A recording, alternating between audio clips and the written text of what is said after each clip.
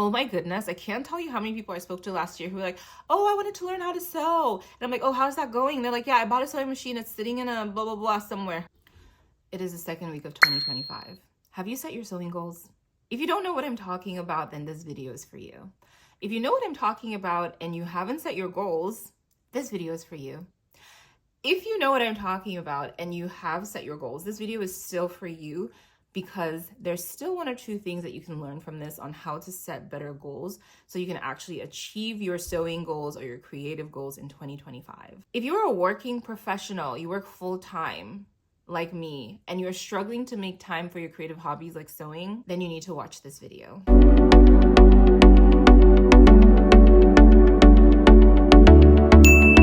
Hi everyone, welcome to my YouTube channel. My name is Naomi of Imona Sews. I am a self-taught sewist. I've been sewing for 9 years. Now let me tell you, in those 9 years of sewing, a lot has changed. And one of the main things that has changed is that I set goals for myself now. For the past 3 years, I've been making sure that my sewing and creative hobby goals are baked into my goals for the year. When I first started sewing, this might sound familiar. I just used to go on Pinterest or on YouTube and I would just see something I liked and I'd be like, oh, I want to make that. And then I would find a tutorial, I'd watch it, or I would go to the fabric store and I would see a pattern that I like. I'd just pick it up from the store and I'd make it. Now, I am a lover of serendipity, but if you're trying to make real progress and see growth in an area, then you need to plan. You need goals. Just think of it like your North Star. Some of these principles honestly apply to things outside of creative hobbies, but we're gonna focus on the creative realm. Before I get into the tips, let's talk about why you should set goals. Now, I already mentioned the fact that if you're struggling to make time for your creative hobbies or for sewing, then you need to be setting goals. But why in general should you be setting goals for your creative hobbies? Now, you're probably like, I just finished setting my goals for the year. I just did my vision board. I already set my fitness goals. I already set my work goals. I don't want to have to set goals for hobbies. It's supposed to be fun. I get it. But let me tell you, goals are important for creative hobbies too. Because if you don't plan for something, especially something that you say is important to you, you're just not going to do it. Now, why do you even need to make time for hobbies? Especially if you're a grown-up, if you're an adult, you are probably experiencing that you need to carve out time for joy. So this is me here to encourage you to do that, to give you that permission, if you will, to do that. Make sure that as you're making your vision board, if you didn't make space for your hobbies, especially your creative hobbies, just expand that board. Get some tape, add an annex, add an addendum to your vision board and make plans for your creative hobbies as well. This is probably the thing that's gonna keep you sane in 2025, okay? Okay, not to be dramatic, but no, seriously, you need time for joy. All right, so let's get into the tips. Tip number 1, I'm sure you've heard of SMART goals. If you haven't, SMART means specific, measurable, achievable, relevant, and time-bound. Now, what this basically means is that you're getting down to the meat of what you really want out of your goal. So for example, let's say you're a beginner sewist, but you've been sewing for a year or 2. You can set a goal that says, I would like to make 2 dresses in the space of 6 months that fall under the category of intermediate. Now, this could be by buying an intermediate pattern or following a tutorial that is specifically labeled as intermediate. So that's an example. So now you know what SMART goals are. I'm gonna take it a step further and say you should also set an intention for the year. Sounds a little woo-woo, sounds like we're a meditation class, but this is what makes your goals personal. SMART goals are great. When you set an intention towards something, that's your heart. The SMART goals are for your mind. The intention are for like the heart and mind and body connection. This for real sounds like meditation, but no, seriously, it is your why. I don't know if you've heard that before, but when you're trying to do something, it's so important to have your why. Setting an intention can give you that why. Let me tell you an anecdote. Last year, I set an intention to become a better, more technical sewist. I wanted to make a certain number of things that I drafted myself. I drafted the pattern for myself from scratch, okay? And I did that. I did it for so many things and I was so impressed with myself. I was so proud. I got so many compliments too, which probably helped.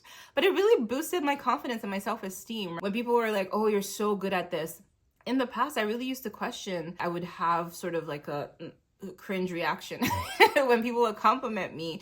And I had to really reflect on why. When I was setting my goal for 2024, I realized that the reason why is that my true desire was to be someone who could make clothes from scratch. All right, tip number 2, set a stretch goal for the first half of this year. Okay, what is a stretch goal? A stretch goal is something that is a little bit outside of your current level of skill or competency.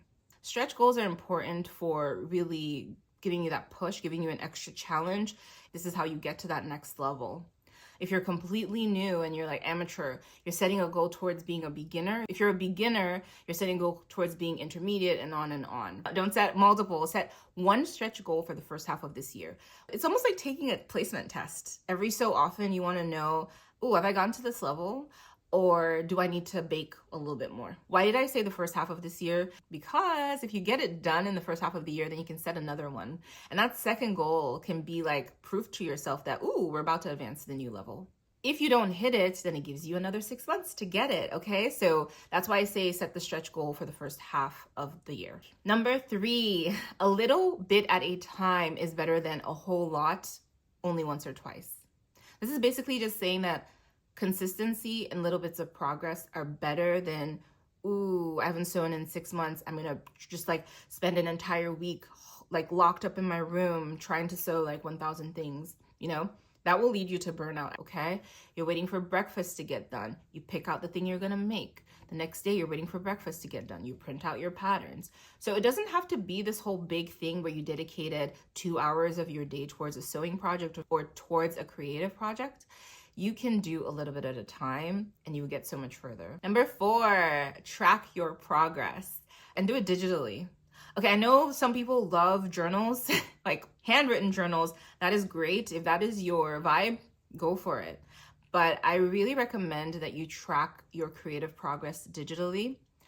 I recommend Notion. I've linked down below a template for my Notion creative planner. This video is not sponsored, but maybe one day it will be. That being said, take pictures, even if it turned out bad. You do that for the food that you eat and you don't even post it anywhere. Like, why not your hobbies? You want to be able to look back at it and just see how far you've come. So at the end of 2025, we'll all be there, amen. We'll look back and be like, these are all the awesome things that I made. Number 5, don't plan in a vacuum. Don't plan your sewing projects in a vacuum. I don't know who has all the free time in the world. Not me. I feel like most people these days don't. I work full time. I love my job. I love sewing. And I have other hobbies besides sewing, so I can't spend all day working on sewing projects.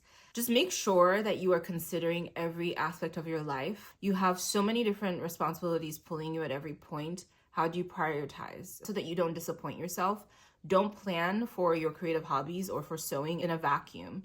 Because if not, when the time actually comes, you realize that you don't have space for one thing or another. Number 6. I don't have my other hand up. Let me put down this mic.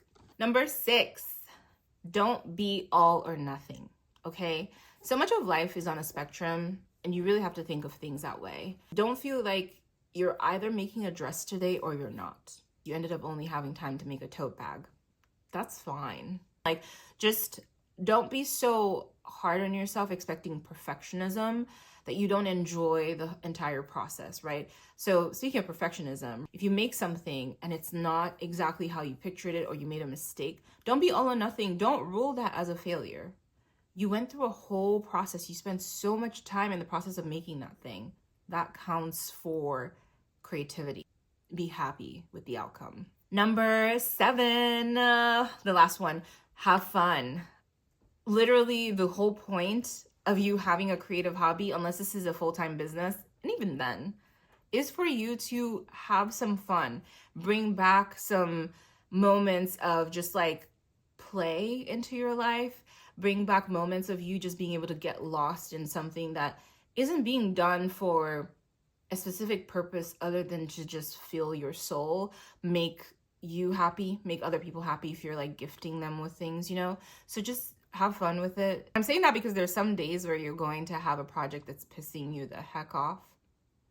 and you're gonna want to punch something, just like remind yourself why you're doing this. Like, this is for fun. It's serious business, but it's for fun. So before we close out, I'm going to share with you some of my goals for 2025, and hopefully you will watch as I go through the process of making those goals a reality, and you will cheer me on and I will cheer you on. So here is my SMART goal for 2025. I want to make 24 things in 2025. It would have sounded nice if I said 25 things in 2025, right? But no, 24, because I want to make 2 things a month on average.